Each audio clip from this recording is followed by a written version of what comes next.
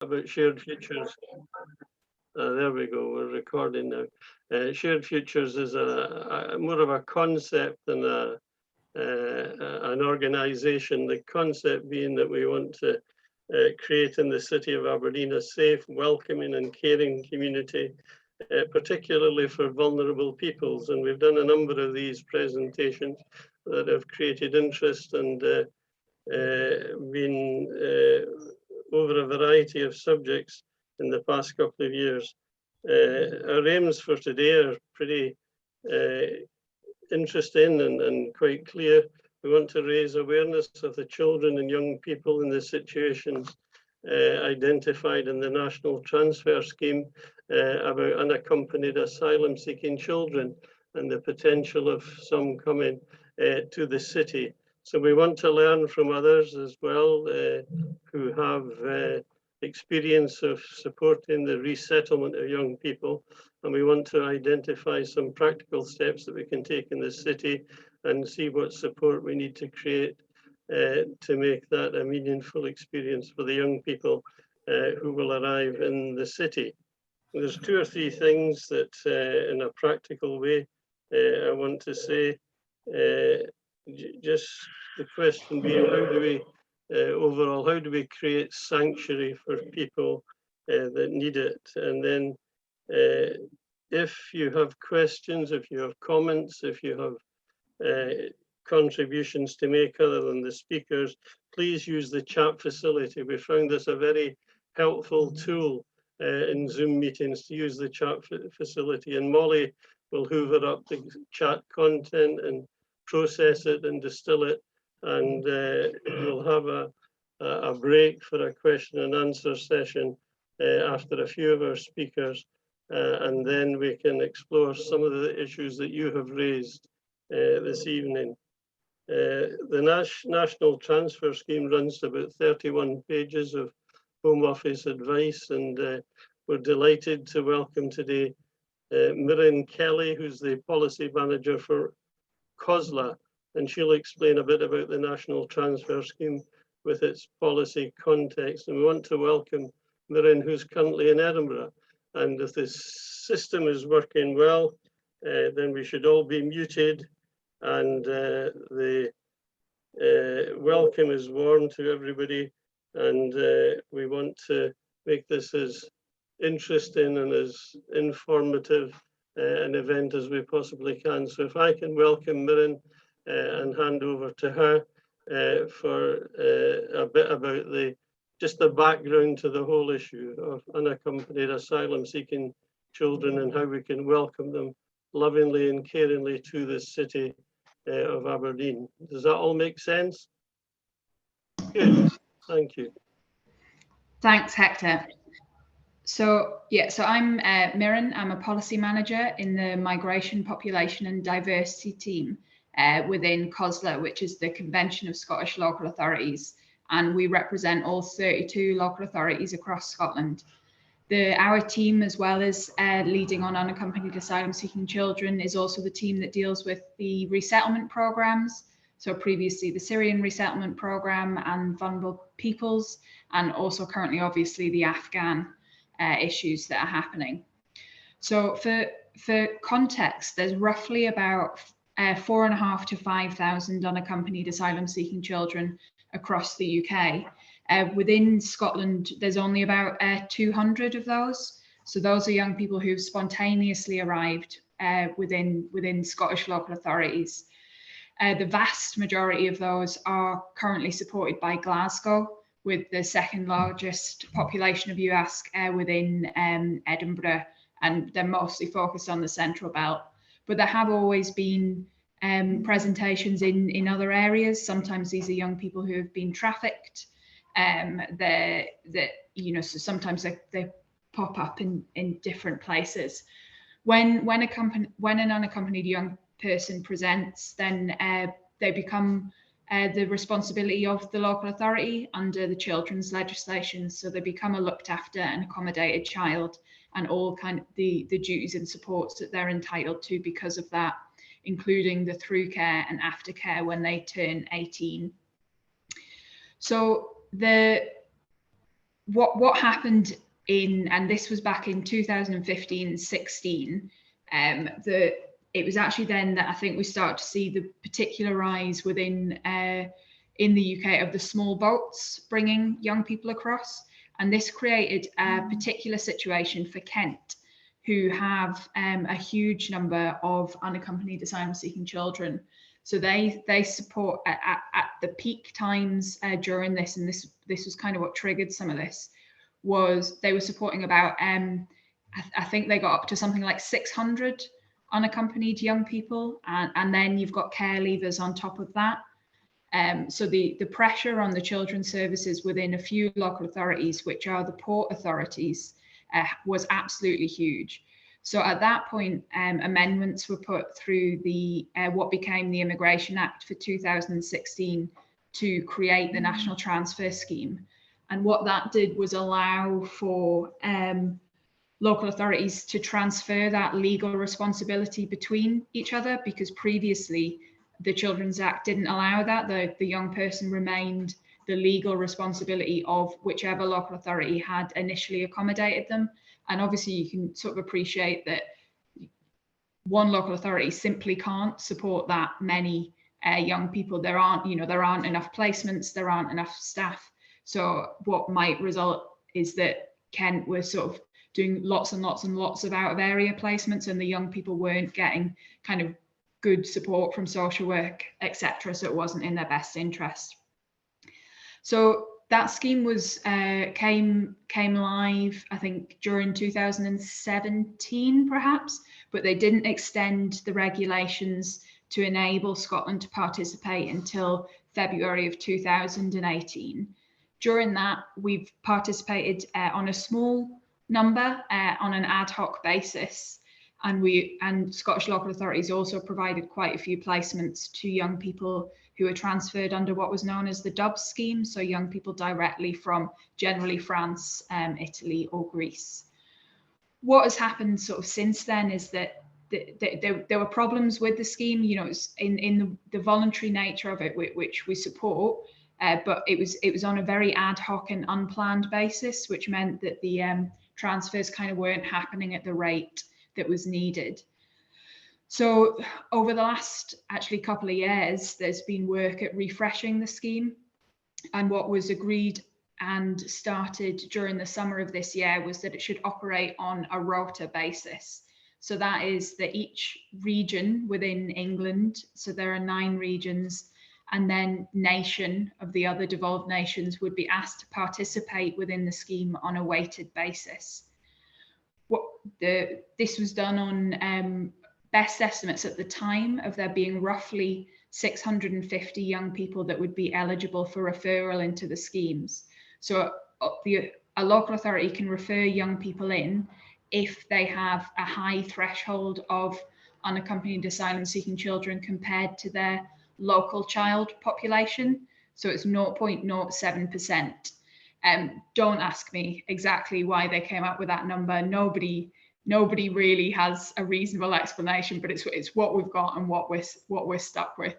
So for context, 0.07% for the whole of Scotland would be about 450. It would be a bit more than that. It would be about 700 unaccompanied asylum-seeking children. And for Glasgow, the biggest local authority, who are in fact over this number, it is 78 children.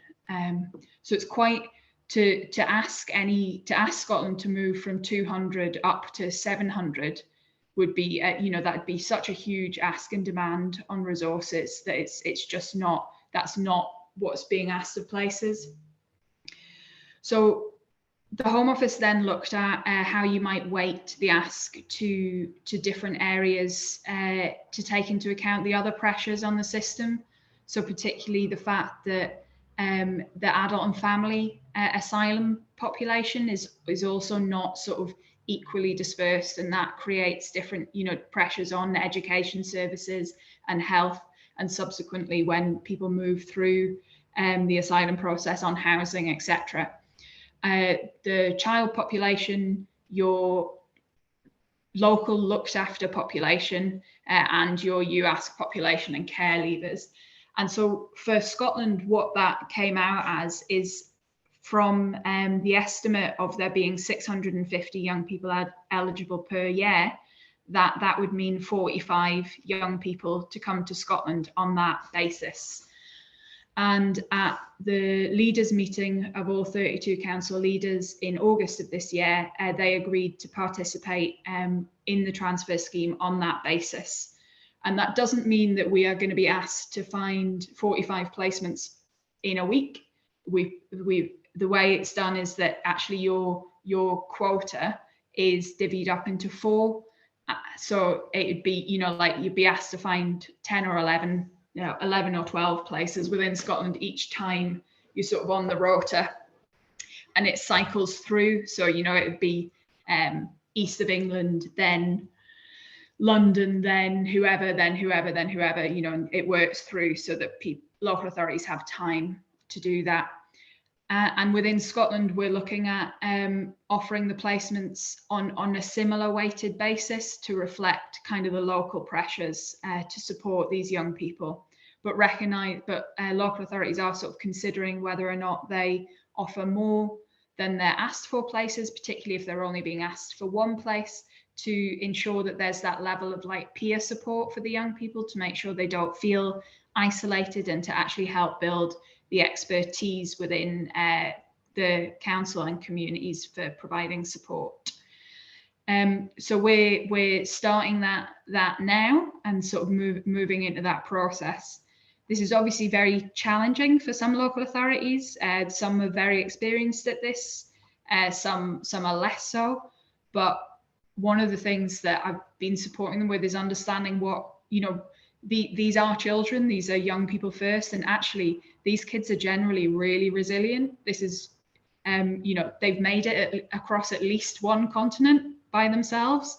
So this is not to sort of minimize any of the trauma that they will have experienced, but actually there's a lot of strengths that you can sort of build on with them. They can often be, you know, and when they are here, they're generally, they're really committed to trying to get the best out of things for themselves. So they want their education, they want the training opportunities, and are looking to sort of integrate and be part of communities, so they can be really positive. So everyone who's works with them speaks about how positive the experience is of working with these young people. So that's kind of I don't know how many minutes that took me, but as quick a run through as I can to get to where we are in terms of what Scotland's doing. It's probably worth flagging that you've probably seen in the news, etc., that the rate of arrivals into Kent in particular along that stretch of coastline has been really, really significant. The COVID in particular, sort of the lockdown and things, I think seems to have really changed the smuggling and trafficking routes, because previously there would be a lot more young people who would spontaneously arrive in different areas because they were in lorries, they're on the back of lorries, and we're not seeing that same level of arrival across the country. It's still very, very much concentrated in these boats, small boats arriving on the coast, and all the risks that entails for these young people. And I think as well, while the best estimate at the time was that 650 young people might be eligible per year, certainly this year it is, we're going to run through that very quickly. And I think the first few cycles will go through quite quickly, partly as we try and reach a steady state, so that those local authorities who are all sitting above the 0.07 threshold, once they are able to refer in and do that. But over the last 12 months or so, there have been quite a number of local authorities in Scotland that have already sort of put up placements and taken young people to sort of support them, because the situation and the level of support that they're able to get in Kent at the moment is really poor. So it's absolutely in their best interests to be able to get a placement in a local authority that can give them sort of the time and attention that they deserve, and with the assistance of communities as well. So So, no.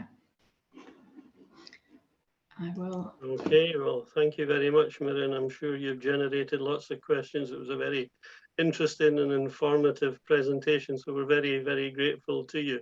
And during the Q&A, I'm sure that there'll be a lot of questions raised. I've got about 5 or 6 already here. There are, you know, folks who've begun to use the chat facility, and we want to encourage more of that so that Molly can process that, and during the Q&A, which will happen reasonably soon, we can tease out the main questions for Mirren and for the others who will speak. We're going to move on now to a part of the programme that's about sharing experience, and maybe hear the voices of young people, perhaps from 1 or 2 of themselves, but from the Scottish Refugee Council in particular. And I want to welcome Gillian McBride, who is the Children's Policy Officer of the Scottish Refugee Council.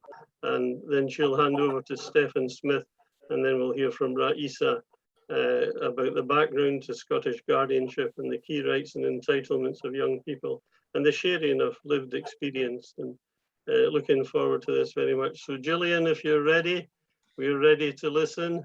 Thanks, Hector. I'm going to try and share my screen, but admittedly, I'm not very experienced with Zoom. So Stefan has kindly offered to. He's got a backup copy. Have I shared my screen? Can you guys see my screen? No, not yet. Sorry. Right, I'm going to try. Gillian, do you want me to share it?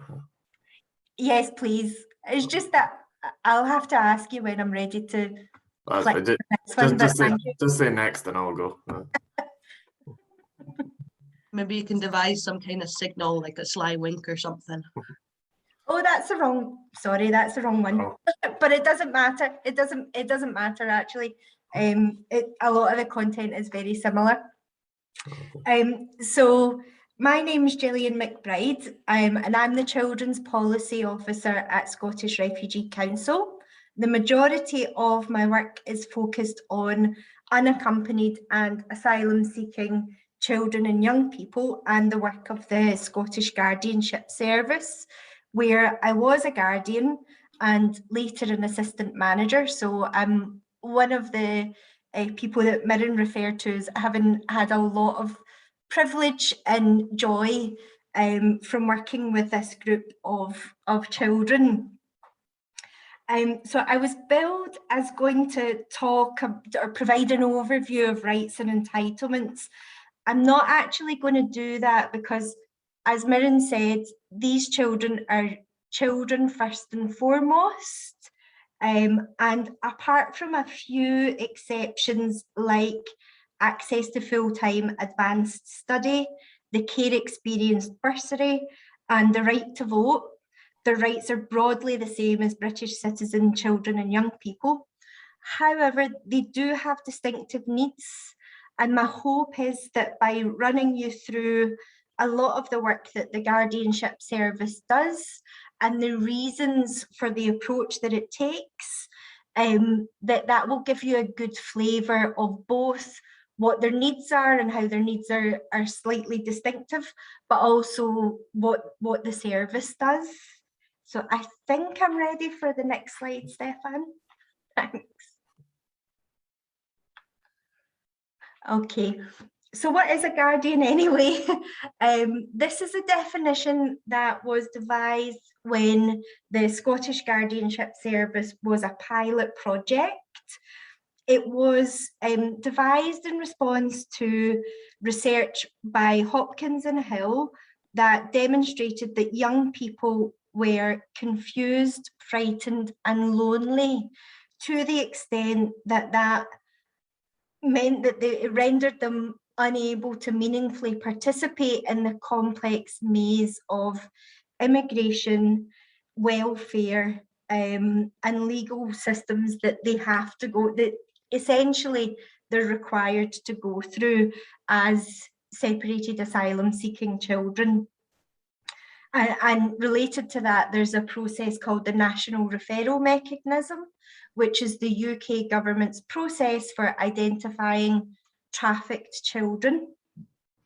So they're going, and there may be age assessments as well. So they're going through, you know, quite a lot of different processes. And that's where some of these distinctive needs come from, as well as some of the trauma that they've experienced pre-flight and on their journey to the UK. So a guardian is someone who accompanies children and young people when they're seeking asylum or are trafficked and are cared for by health, education and welfare services.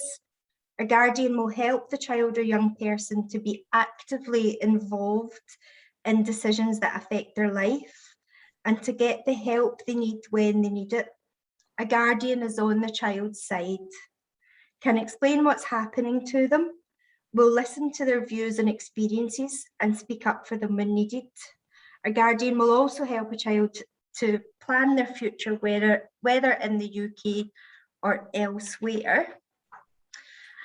And the service works across 3 domains, which I've got on my next slide. Thanks, Stefan. So we work across the asylum and NRM processes, safety and wellbeing, and social connections. And this was adapted from the service evaluation conducted by Ravi Kohli and Hibbing Crawley in 2013. I'm only going to speak to you about the asylum and NRM and safety and wellbeing spheres because Stefan's going to speak to you about the social connection spheres. But crucially, working across those 3 domains enables us as a service to be able to bring a sense of coherence to processes that can feel and in reality be bewildering and disjointed, particularly for the children who find themselves within these systems, but also sometimes for the workers who find themselves having to navigate these systems. Now, it's really important to note here that guardians don't take over the statutory safeguarding roles of local authority, but instead work very closely with partners seeking to build strong working relationships and contributing to strengthening and complementing the work of others rather than duplicating. On my next slide, I've got a quote from a guardian.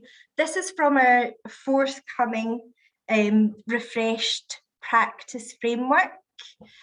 And this is a guardian speaking about multi-agency work and the importance of multi-agency work. So she said, due to those relationships that we have, or just having those regular meetings with interpreters, it might be that a young person is more likely to disclose something to us, and then it's raising it with the social worker and trying to draw together that network for the young person so that they're not alone and all of the people and supports that they should have is activated. So multi-agency working is really important, but I also want to draw your attention to the mention of interpreters within this quote. And the majority of young people who we work with will not have English as a first language and will need interpreters for most things in their life. So they might not need an interpreter for an art class or for hill walking, but most of them, at least when they first arrive, will need interpreters for things like a GP appointment. And that really is integral to the service itself. So for example, I am digressing a little bit. For example, I worked with a young person who was given, whose feet were bandaged with iodine bandages.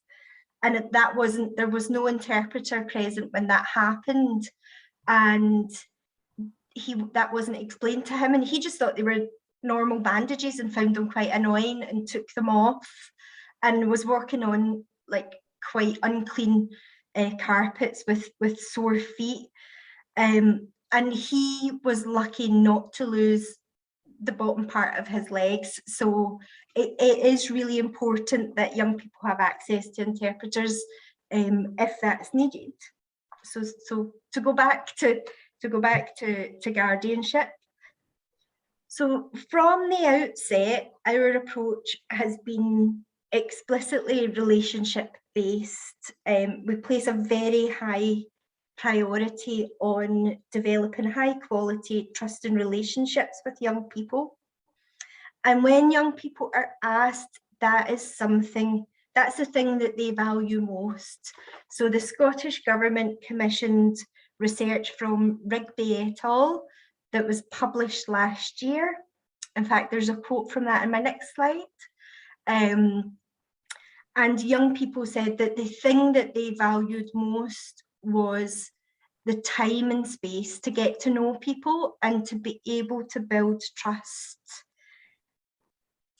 And I'll speak a wee bit more about that next. I think my next slide goes on to, yes. So I've split this part of the presentation very crudely into early intervention work, medium term work and longer term work, just to give you a sense of things, but it is, you know, those distinctions are quite crude. So the service is an early intervention service. We aim to work with young people as soon as possible after their arrival, and certainly before they have any meetings with the Home Office or with a lawyer. And part of that is so that they understand all of the processes that they're going through, so that they understand the roles and responsibilities of all of the agents of protection in their life. So most of the young people that we work with won't be familiar with social work as a discipline. They will often have had bad experiences of law enforcement and have a generalized fear of authority. So a lot of our work early on is about trying to support young people to understand who these people are, and to understand that for all of the adults working with them, the young person's safety and well-being is paramount. And that's something that begins to help facilitate trust with everyone in their life. And that's really important because these young people, you know, certainly as part of their asylum claim, and if they're going through the national referral mechanism, will be expected to talk about the most difficult things that have happened in their life. And that can involve, you know, disclosures about torture, of sexual violence, of seeing family members murdered, of seeing family members drown at sea. And that's really, really difficult for young people. And it can only really happen when they feel safe and supported. Sorry, I'm going to have to take a drink of water. So we work really closely with the young person and the people in their life. And we try to make sure that they exercise as much choice as they possibly can within the asylum process. So that involves things like checking that they feel comfortable with their lawyer, that they trust their lawyer, that they feel comfortable with the interpreter that's used when they're discussing really personal information, and also that they understand why people need to ask personal information, but also that there will be times when, you know, people might ask, and that they should feel empowered to say, actually, that's private and I don't want to share that. So I think if we move on to the next slide. Yeah, so in the medium term, guardians they're part of multi-agency teams that support young people. And so they participate in ongoing welfare processes, supporting young people to be active participants in child protection processes, looked after reviews, appointments with their lawyers, interviews with the Home Office. And yeah, just make sure, sorry, I'm getting distracted by the chat. I'll try to ignore the chat. and to make sure that they feel as supported and as strong as possible going through that, and that they are prepared for each stage. So and that's part of working in a trauma-informed way. So if you think about what trauma is, it's really unpredictable. People have no control over what happens to them, and trauma-informed work is the opposite of that. It's making things as predictable as possible and offering people as much choice and as much control as they possibly can have.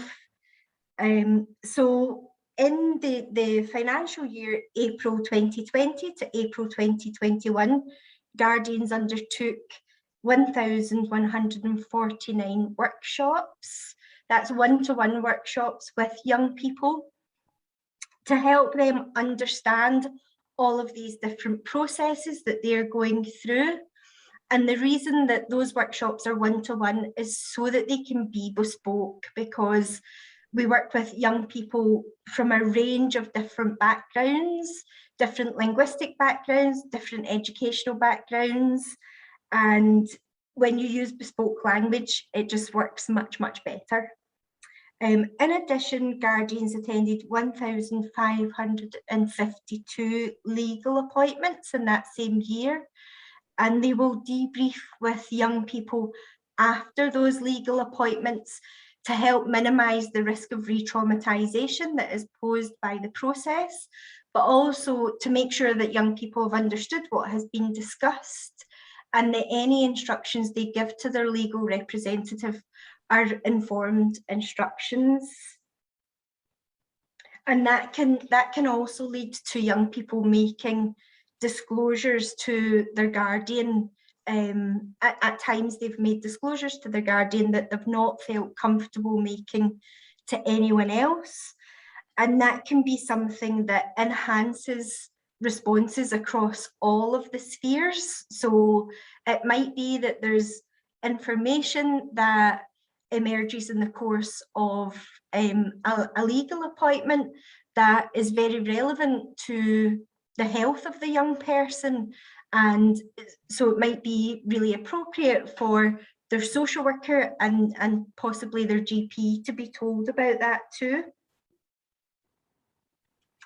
And we also work with young people to understand the possible outcomes of any claims that they have made. Again, that's about making things as predictable and as manageable and planned as possible. I think I'm ready for my next slide, Stefan.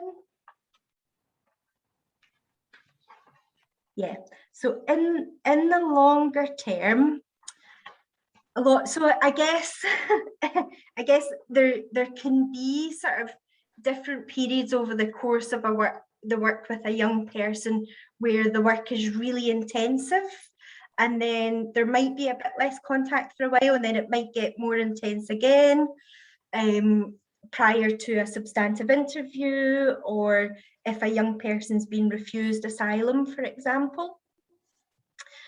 But in the longer term, because a lot of the time, I mean, obviously we want to nurture young people's aspirations from day one, and as Mirren said, a lot of young people are really invested in getting to college and learning English. But also sometimes young people tell us, I can't really dream whilst my asylum claim is outstanding. I can't really concentrate at college. I can't really imagine a career for myself. And they might be more able to do that in the longer term. It's also really important to keep the potential of exploitation on the radar of everyone that's working with the young person, because it might be actually that, you know, when a young person's granted refugee status, that they become at increased risk of exploitation because they then get the right to work and they can be named on things like leases, or they can be named the director of a company, and that can obscure true ownership of a trafficking enterprise. We do workshops with young people on safe and healthy relationships, and that's in the hope that they can identify what a safe relationship looks like, and they could potentially identify if someone's being predatory or grooming them. We offer workshops on employment rights. That's a relatively new thing, and that supports young people to know what their rights are if they want to take up work. Many of the young people do return to industries that are poorly regulated, like nail bars, and so that it is really important that they know what the rights are and they know what exploitation looks like, but also that if they do end up in a situation like that, that they don't end up unwittingly complicit, for example, by going to the train station and picking up other employees. And we maintain relationships. So Stefan might speak about how even when a young person's case is closed, they have access to all of our educational and recreational activities. But also young people do come back for advocacy and casework after their case is closed. No case is closed without the young person having a stable leave to remain, and without them getting adequate information and advice about where to get support if needed. And I have a quote on the last slide that, and I'm putting this up partly because this was around for me through other work that I was doing, but it's not to boast about how much young people like having a guardian. It's to say not to underestimate what you can do for a young person, how you can make them feel if you're willing to meet them with kindness and compassion. And that's me. Thank you.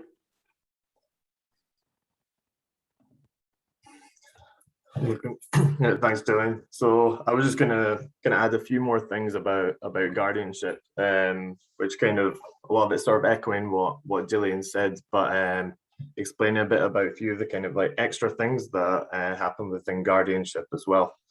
So within guardianship, we do like what we call participation work. So that can be things like giving young people a platform to get their voices heard about things that they want to influence within our service or with policy. It can be working with universities through research or feeding back to Scottish Government and the Home Office, these kind of things. So that's one other kind of crucial element of the guardianship service. And general, just kind of peer support and creating spaces for young people to meet other people. So for example, we do things like cooking classes, art classes, music classes, and we try to have kind of regular activities like that for young people to get involved in, meet other people, spend time with other staff from guardianship as well. At the moment, we also are funded for some additional services, such as a befriending service where young people are matched up with a person who can take them out to see different places in the city and do different activities. And we have mental health workers as well who are also doing some really important work. Some of the things like Gillian was saying about relationships, about coping mechanisms, ways to improve your sleep, and this kind of work as well. So those are a few of the other things that we have going on in guardianship. And I also have I met up with a young person who previously had a guardian now, and asked her a few questions about the services that you interact with and what she felt was a good practice. So I'm just going to share this quickly. It's about 5 minutes with just a few different questions. Okay. Let me know if there's any issues with the sound or anything. What different services did you interact with as a young person in Scotland? So, since I arrived in Scotland in September 2013, the first service I've been in contact with was my social work around November the same year. And then a couple of weeks later, I was connected with guardianship. So, working with guardianship since 2013, so it's like actually 8 years I've been working with them. I've had several guardians, but the two that I've closely worked with was Alexis and Stephanie.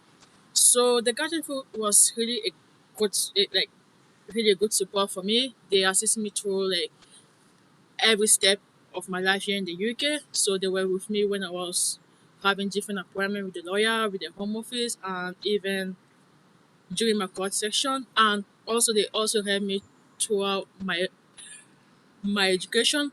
So apart from the social work and guardianship, I'm also in contact with different services such as Hooker Scotland, who are actually helping me through my education system. They actually help me to build my savings and also try to get some work experience because as an asylum seeker and at the same time student, I wasn't able to do any placement related to my studies. So actually that helped me with that. And the next services is Quarriers. They are really good because actually they always checking on you.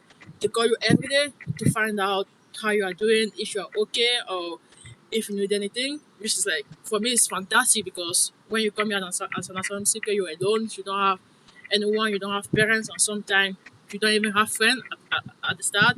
So having the feeling that someone at least care, try to call you every day is like a fantastic feeling. So those are different services. Okay, the next question is about good practice. So, what did workers and staff do that was good practice? So, like I mentioned in my first answer, working requires is really good because you never feel alone. They always contact you, and you know that you can always contact them if you feel like you need to talk to someone because they will always listen to you and they will actually support you in any means that they can.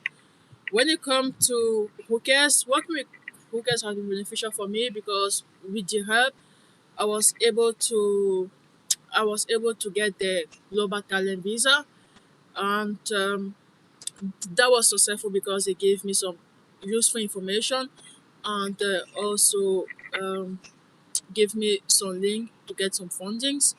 And when it comes to guardianship has been really crucial in my life a couple of years back.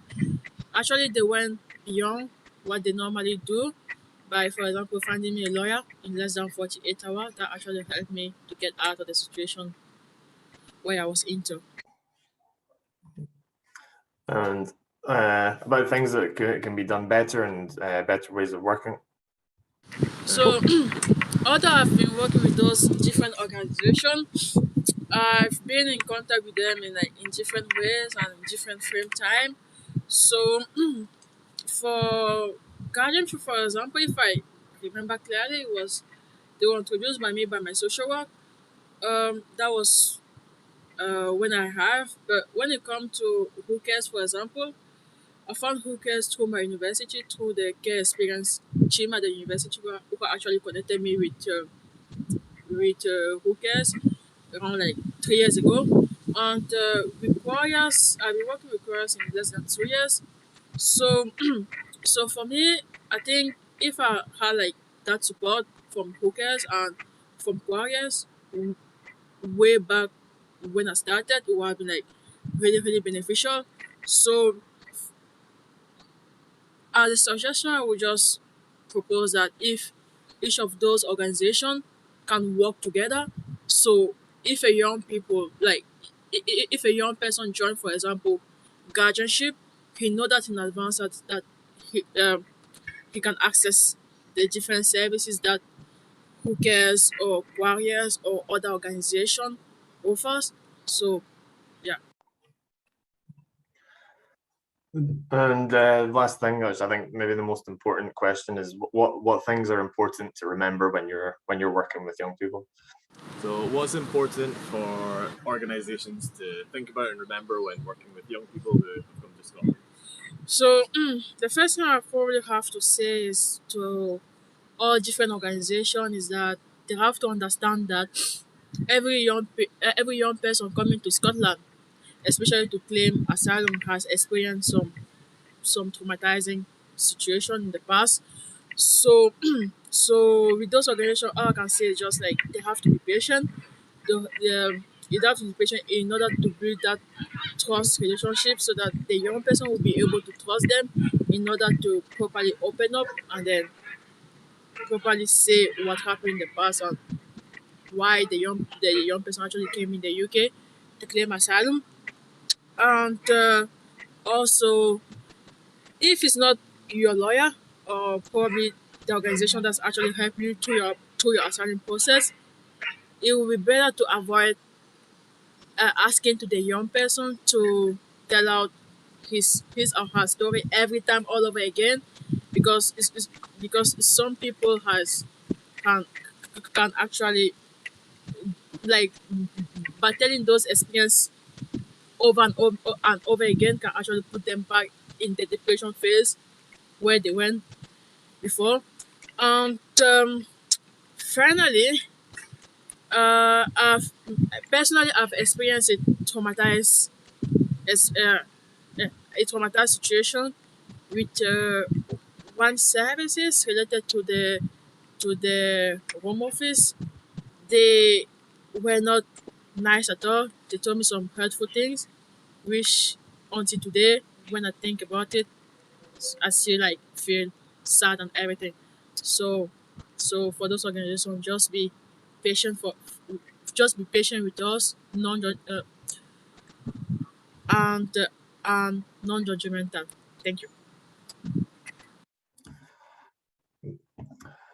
So yeah, so I think actually a lot of the things that were said there in that video actually kind of tie into the things that Gillian mentioned, and I think it is really worth reiterating that every child is different, but that it is really important to be kind of trauma aware when dealing with young people, and be patient as well. That a lot of people aren't going to be ready to to build that relationship straight away, and there might be kind of mistrust before, and it can take time to build those relationships, and that most of the young people will have to recount things lots of times in legal appointments and stuff. So the chances are they're probably not going to necessarily want to speak about a lot of things, and especially people they don't have trust with. So I hope that was useful. And any questions you have, please put them in the chat. Super. Thank you very much to Gillian, to Stefan, and to Raisa. It was a very comprehensive presentation and very informative. And we're very grateful to you for taking the time and the commitment to do that. So thank you. I wish we could give you a round of Zoom applause, and to Mirren as well for her contribution. But we're going to move on. We're beginning to run a little bit late. We're accustomed to that, but we also have, in terms of sharing experience and listening to the voices of young people, Jamie Hopkin and Greg Cassidy from the Ayrshire College, who I think are involved with ESOL classes.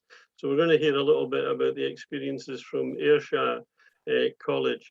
So are you with us, Jamie and Greg, and how are you going to go about doing your presentation?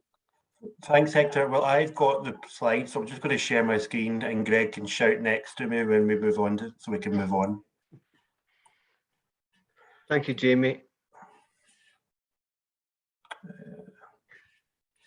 I've lost my thing. Thank you. You're just going to run the show. Thank you.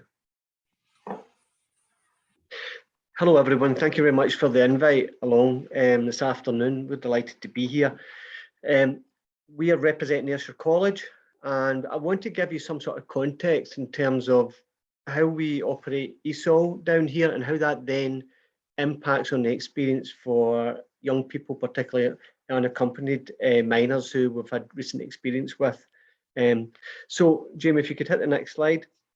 What's important to realise is that we've got 4 partners down in Ayrshire in terms of the delivery of ESOL. We've got the local authorities, East Ayrshire, North Ayrshire, South Ayrshire, and the college, who are represented within each of those local authorities. If you hit the next slide, Jamie, we have campuses in each of the local authorities, and there's probably a slight imbalance in terms of the number of unaccompanied minors, refugees across the local authorities, where I would say North Ayrshire probably has about 200 refugees, recent count, whereas South Ayrshire might have only about 30 refugees.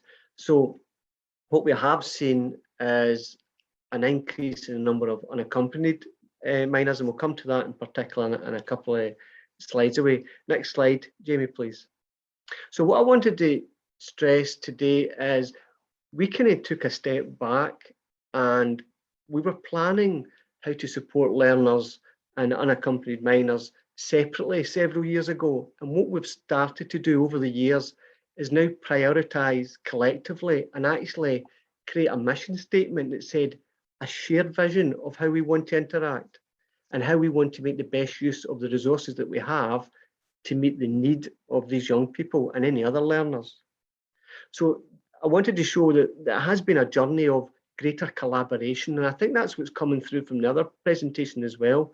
How do we build trust? We build trust by making sure that everybody's got a shared understanding of what provision is there and how best to meet individuals' needs within a relatively small number of people that we work with, whose first language isn't English, and a small number who may be unaccompanied minors. Next slide, please, Jamie. So one of the important things that we started to do was create a mission statement. There's a little bit missing from this, but there's 3 strands to it. We saw that, first of all, what was important was actually simplifying the process for any learner, that includes these young people, to actually engage with our provision, to understand, to actually sign up themselves, or for others to sign up on their behalf, to encourage them to communicate effectively. And I think that's what taps into that idea of trust that we've been mentioned twice in the slides. Building trust is really, really important, and how we communicate effectively with our learners is something we're on a learning journey with ourselves. For example, the very language that we use to communicate with them, if it's above their ability to understand it, then it's meaningless. So we've got to actually attune to where that learner is. And then finally, it was about trying to improve the uptake, trying to actually provide or increase the provision that we can give these young people, rather than saying, we can't offer you what meets your needs, you have to go to another local authority. What we were determined to do was say, well, we don't want you to travel from Ayrshire up to Glasgow on a 2-hour journey, when we can actually work together here to meet that need and put on something collectively. Please move to the next slide, Jamie. So our partnership is try to set out and do a couple of things, and we're on a journey ourselves, but that middle image with the question mark and the people relates to Jamie, because it's about understanding our role of connecting people and building trust. And that's what Jamie's role is. Well, Jamie actually is delivering language lessons to our learners. He's also got a coordinator role, and that's about trying to connect, create connections amongst the people, the practitioners who come into contact with the young people. That's really, really important, because the quality of information that they have influences how much trust they get from the young people. Next slide, please, Jamie. So this is just reinforcing it. What we needed as we work together in a partnership with the local authorities and the college is a clear vision and building a shared mission statement. We say, this is what we stand for. This is the type of experience we want to give these young people and any other learners. And then who do we now need to involve in the communication and the conversation when we're meeting? What does our network look like? How does it support people to improve their experience of learning and get into learning if they've never experienced learning in the first place? Next slide, please, Jamie. 1 second, sorry, my mouse has decided to go funny. So I'm going to hand over to Jamie. He's going to speak in a wee bit more detail specifically about a group that he's recently been working with, because recently we've seen a slightly larger group than normal of unaccompanied minors. So Jamie, over to you. Thanks, Greg. Yeah, as Greg was saying, it's not been an overnight process. I think we have had learners come through who have been young unaccompanied asylum-seeking children But what was unique to us recently is a kind of large group arrived at the same time. There was about 8 or 9 that came into one local authority at the same time. So we had a bit of a kind of journey. So when the learners arrived and the young people arrived, within 2 weeks of arriving into the local authority, we created an intensive ESOL programme around the needs of the learners. So that was 4 weeks, 4 days per week and 6 hours per day, focusing on language lessons, building vocabulary. One of the things I was kind of dead keen to focus on was an interactive learning environment. So we visited the local town, we'd done lessons based on kind of going to local parks, local museums, monuments. We'd done mapping exercises.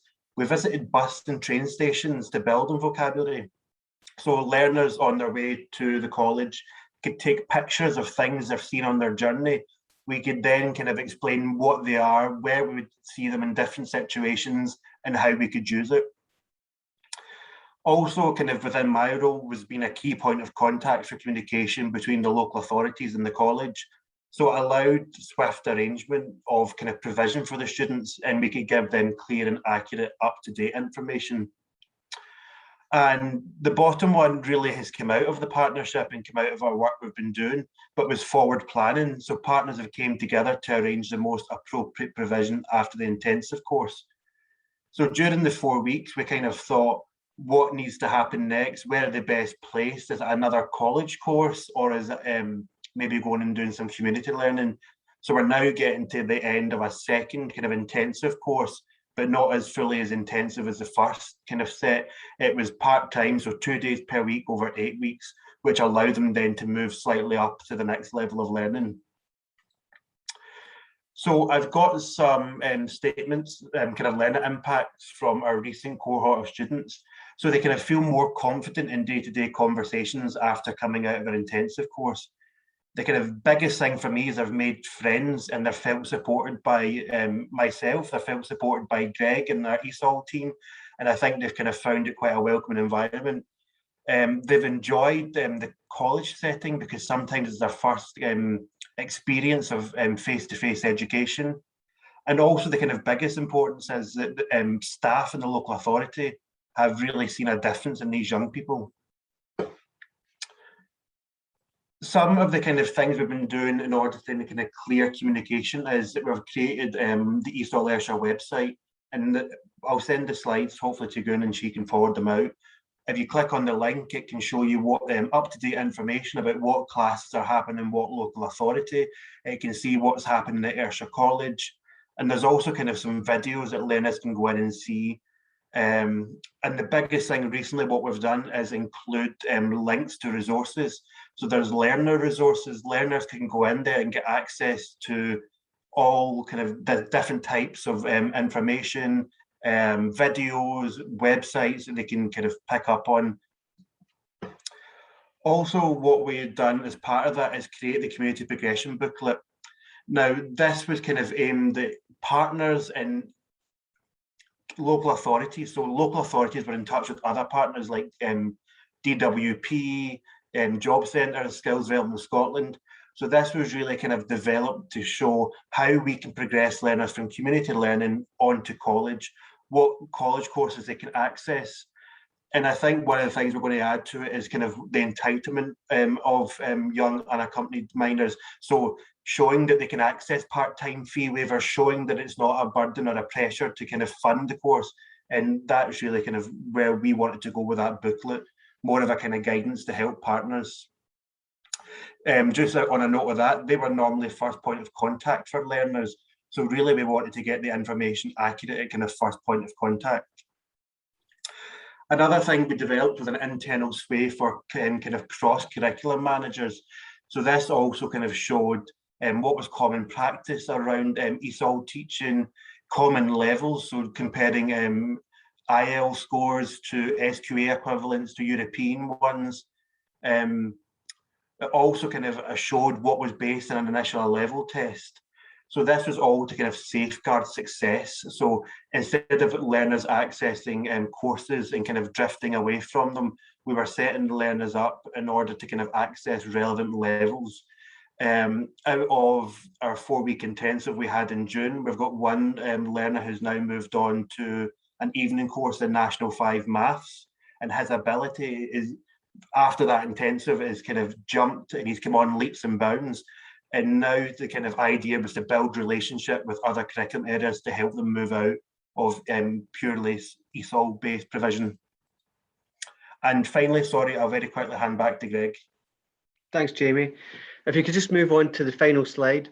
I guess looking forward, we've got a couple of things we need to take forward. One is the actual, what has happened in education is it seems to have moved to a significant direction towards blended learning. So part of what we need to do is actually think, well, what are the digital skills of these young people? How can we harness what they actually like to do, how they like to communicate, and how can we make learning a good experience for them using their preferred ways of communication? A huge element of what we need to focus on in Ayrshire is providing full-time learning. At the moment, if you come to one of our classes, you can only get 3 hours of learning. That is going to take several years for you to actually get your language up to a level that's going to be really productive in your life and make quick, help you see quick changes in your life and improvements. So we want to increase the amount of full-time learning that we can provide these young learners. And I'm talking about 15 hours a week, something like that. The other thing that's come out for us recently is the front-facing processes that help those young people take control of decisions that affect their life. Jamie just mentioned a young person who has been successful in getting into an evening class. But what actually happened was he applied by himself and the college replied with the wrong information. And actually we're going to charge him a significant amount to undertake that course. That was wrong. We didn't catch that in time. It is now sorted, but it just shows that there's a whole other set of people who need information that we can provide them to help support those young people and not put them off when they hit a barrier. And then finally, it's how do we help that young person inform what we do? That's really, really important. It was great to see that video a couple of moments ago. How do we take their experiences and then use it to shape what we actually deliver? That's what we are now looking at. So thanks very much. I hope that was useful. It was our perspective. Here are our contact details if you want to get in contact. But thank you very much for giving us this opportunity to speak today. Thank you. Thanks, everyone. Well, thanks to both Jamie and Greg. There was a good bit of team teaching there, just flowed together very, very well. The inspectors would be very happy with that presentation. Just one thing that I might add is we have here North East of Scotland College. Are you prepared to share your expertise and so on with other colleges and other departments that are similar?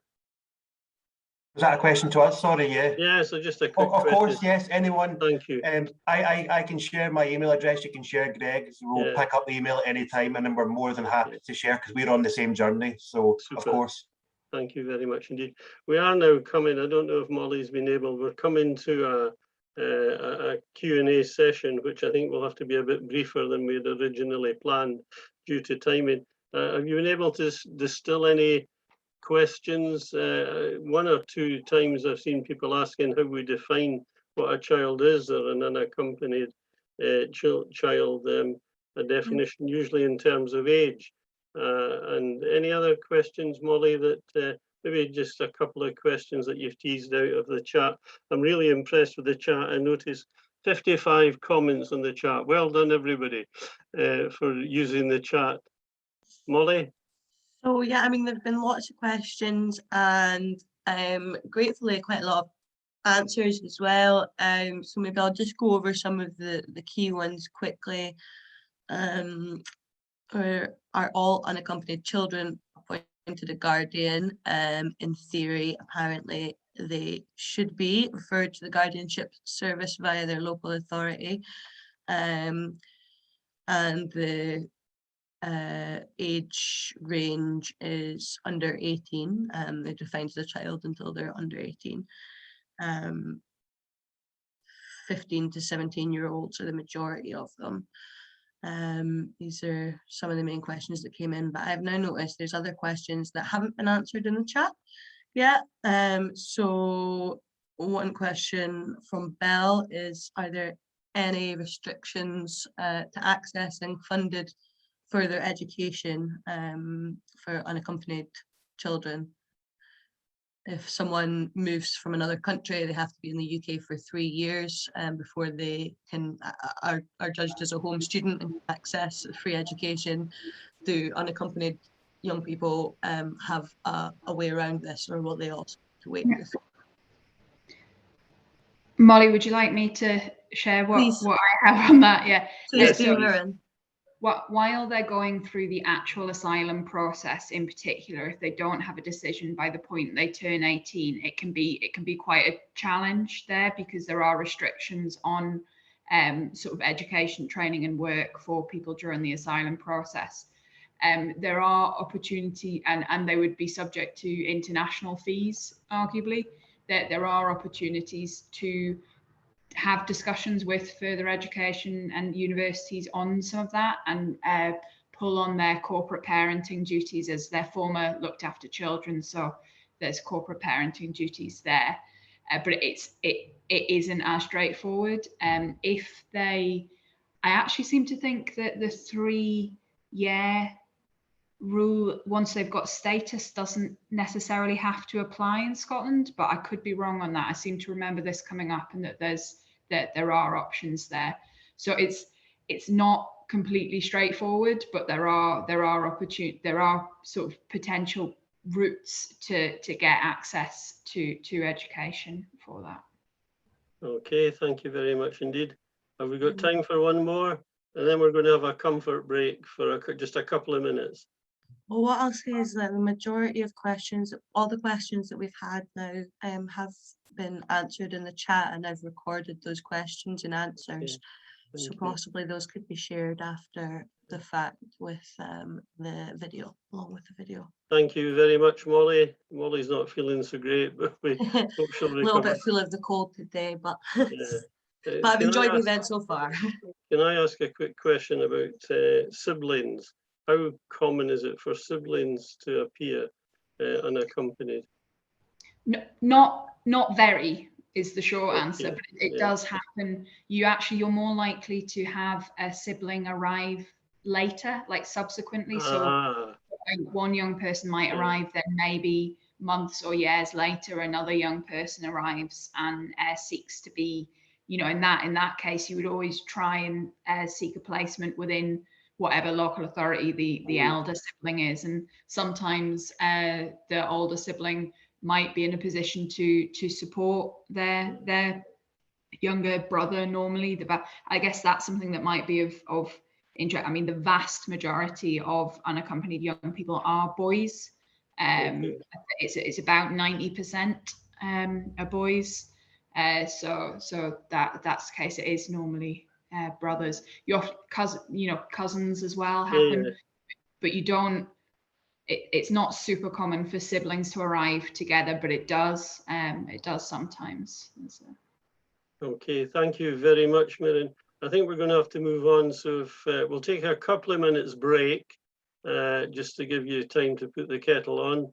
You haven't got time to make a coffee, but you've got a couple of minutes to put the kettle on or visit the loo, have a drink of water, then we'll return and we'll hear from Natasha Watt, who works for Aberdeen City Council, who engages with the young new Scots who are here in the city.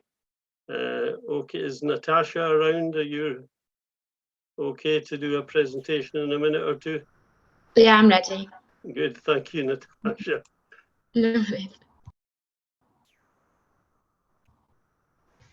Can you all see my screen? Yeah. Yeah, it's just a really short presentation. It's more a visual. But hi everyone, thank you for joining this event. It's been lovely to hear some of the stories and the policies that are around asylum seekers for young people. But I'm just here to share a bit of my experience working with the local Syrian young people. So my role is working with young people that are aged between 11 to 25.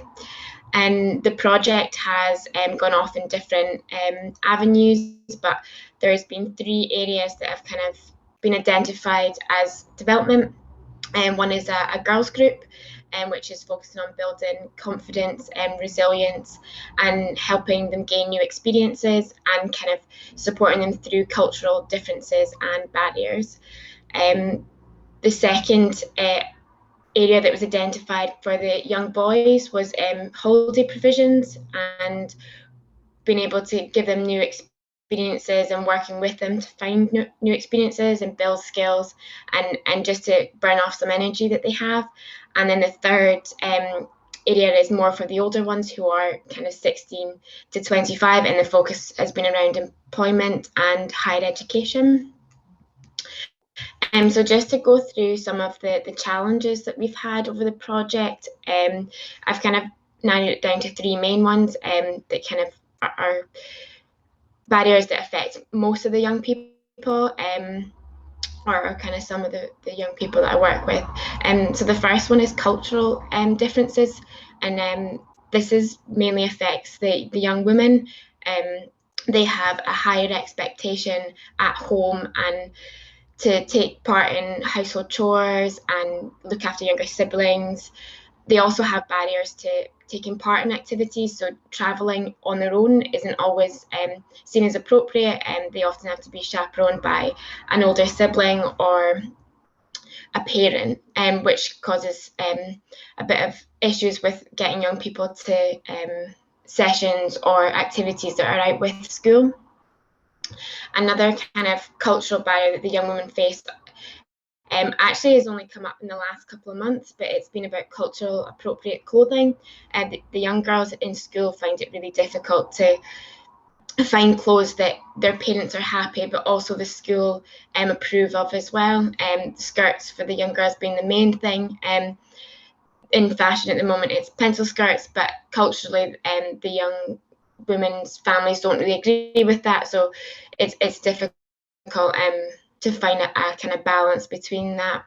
And then for the older girls, they've suggested that actually finding appropriate clothing in Aberdeen can be quite difficult.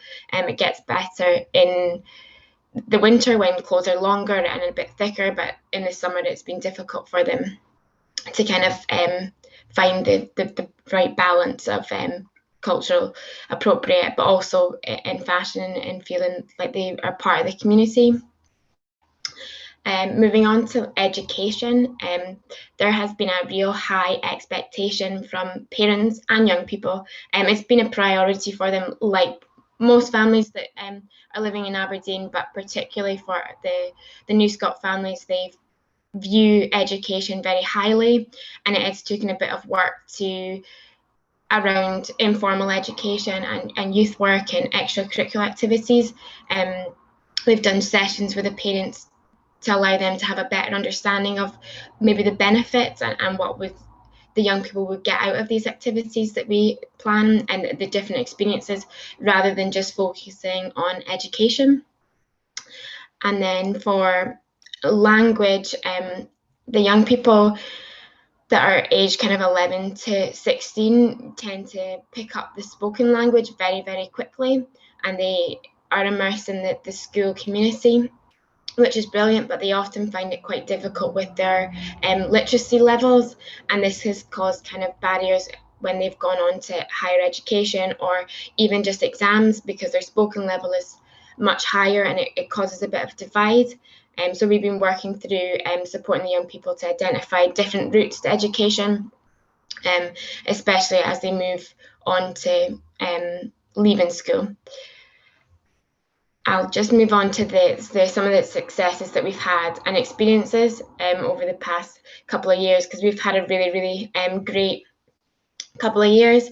As I said at the start, holiday provisions, particularly for the young boys, has been a real priority for us. In school, they have lots of time and their days kind of formatted for them, and after school they have maybe other activities going on, or it's less important to have activities in the evening because they've got their Xbox and other things. But during the holidays, it was identified that they really were struggling to find something to do. So last year we, like everyone else, went online, and we had October holidays and April holidays online, which was brilliant. We did cultural exchange experiences We played a lot of Kahoot quizzes, and we actually had increased engagement, which was, we were quite worried going forward, or when we went into COVID, that we had built lots of relationships and built trust with the parents and the young people, and we were starting to move forward, but then COVID hit and everything had to come online. But actually it's been the opposite. Once we got through digital barriers, the engagement increased, and it's continued to stay high coming out of lockdown as well. Last summer we had the opportunity to do some outdoor learning, and you can kind of see in the pictures on the right, the young people got opportunities to make den building. We had a professional come in to do campfires and build hot chocolates, so it was all great skills that the young people learn. And moving on from there, we had street sports sessions, which was probably one of our biggest highlights and successes since the project started. They are, for those that don't know, is a charity that run free multi-sport sessions across the city. And they did 2 closed sessions for the City of New Scots, just so that they could familiarise themselves with the staff and some of the young volunteers. And then after that, they attended sessions kind of for the next 7 weeks before we had another lockdown. But we actually had some of the young women attend that. So we had 8 girls attend the session. And previously we'd had barriers with young people coming out after 5 o'clock, but street sports sessions are all in the evening. So this was like 6, 7 o'clock October time. So it was really dark. So it was brilliant to see the young girls there and socializing with other people. And also we had parents supporting them along, which was the first time we'd really seen that. So it was great to see that the sessions that we'd had with parents and the trust that we'd built, it had kind of moved forward.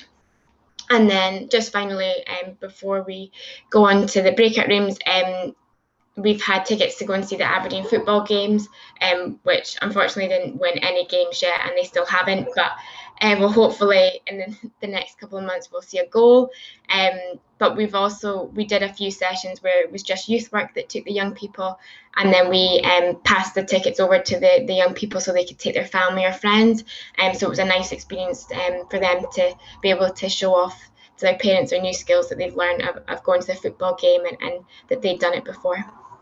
But if you have any questions, just please pop them in the chat. Thank you.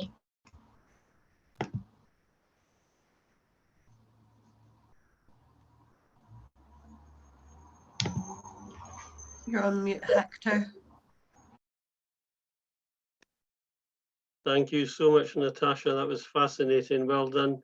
Really appreciated your contribution, and I'm sure the young folks appreciate what you've done with them over the past couple of years.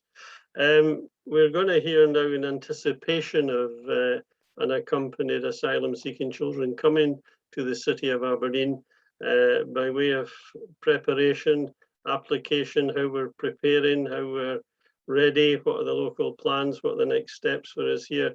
And I want to welcome Isabel McDonnell from Aberdeen City Council Social Work Department, I believe, who will share with us what's in the pipeline. Thank you very much, Isabel. Well, thank you, Hector, for that introduction, and apologies because I think, like an earlier speaker, I'm less familiar with Zoom, and I actually don't know if anybody can see me on the screen, because I think I did something. Yeah. Oh, you can? You're all right, fine. okay. Yeah. Oh, well, that's either good or bad by the end of the day. I guess you're absolutely right, by way of introduction, that we're on this beginning of this journey. Since 2016, we actually have been in a fortunate position where we have looked after a number of spontaneous young people that have arrived in the city.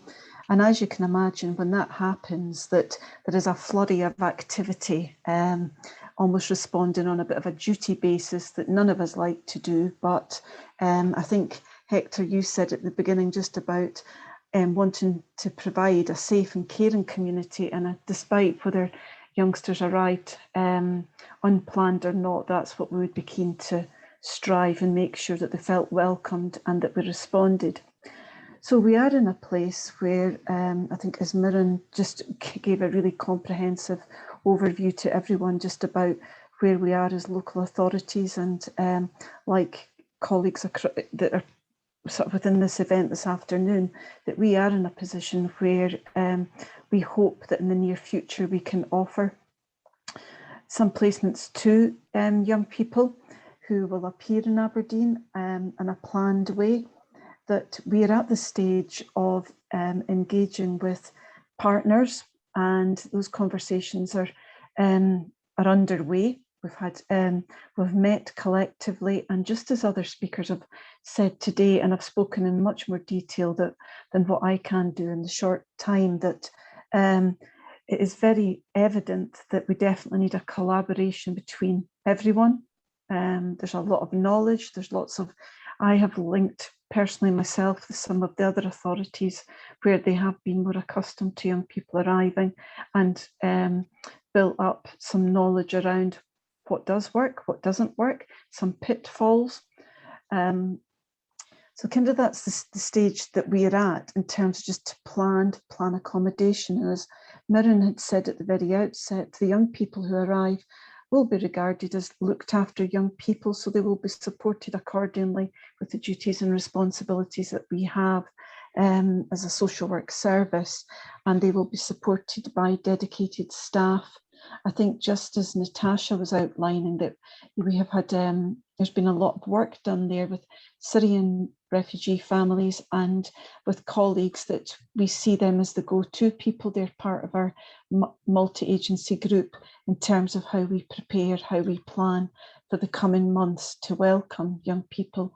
With the young people who have lived in the city for a number of years, we've seen those young men grow and develop and, you know, secure different routes, different destinations for themselves to be independent and confident, and have achieved and, you know, have got plans for their future, exploring further opportunities. So I think, and hearing what everybody's said today, I think just by way of summing up, that we certainly need the support of different partners, different agencies, and actually I was very impressed there with the presentation from the college, and actually I think an earlier speaker or somebody within the audience had said, you know, you were happy, or Hector, it was yourself, are you happy to share that? Because I think we might be knocking on their door just as to how we can just get further develop our links. So, and I think what I would want to echo, and actually just by way of finishing, is that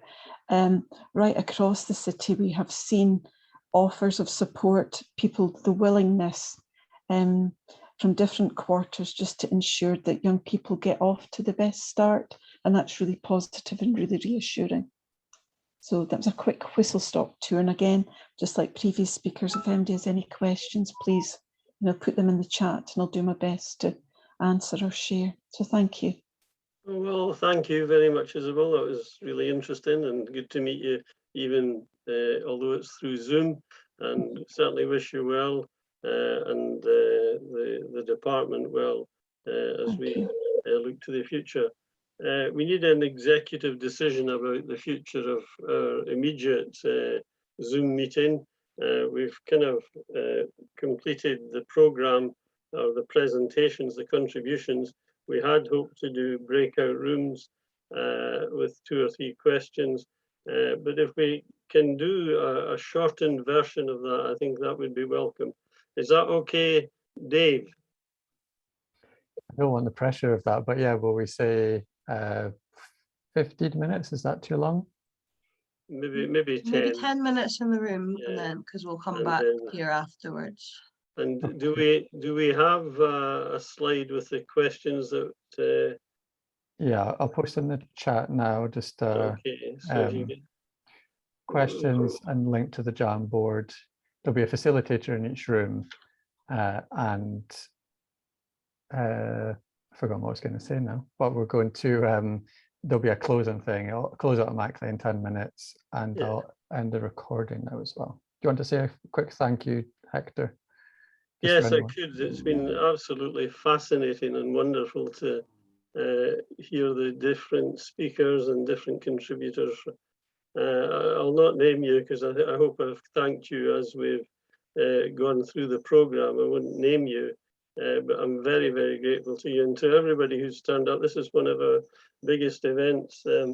Shared Futures came about as a group of partners who welcomed and cared for and looked after and supported the families who came from Syria, beginning about 5 or almost 6 years ago now. And we developed a partnership with the Scottish Refugee Council, and they had a program called Different Paths, Shared Futures. So we just borrowed the Shared Futures idea as a way to, continue what we were doing with refugees and other vulnerable peoples that come to the city. So it's been really super, and I'm very, very grateful to everybody. I'm grateful for the little Shared Futures team who have facilitated all this and kept the technology working. I'm grateful to everybody who's contributed either actively or passively. It's been a super night, and I'm not sure how we progress the answers to the questions, but if people have real insights and knowledge and understanding and appreciation and direction for us, then somehow we'll be able to process that and give you some feedback at some point. So thank you, everybody. It's been fantastic. And if you can give me a kind of thumbs up that you've enjoyed it, that would be great.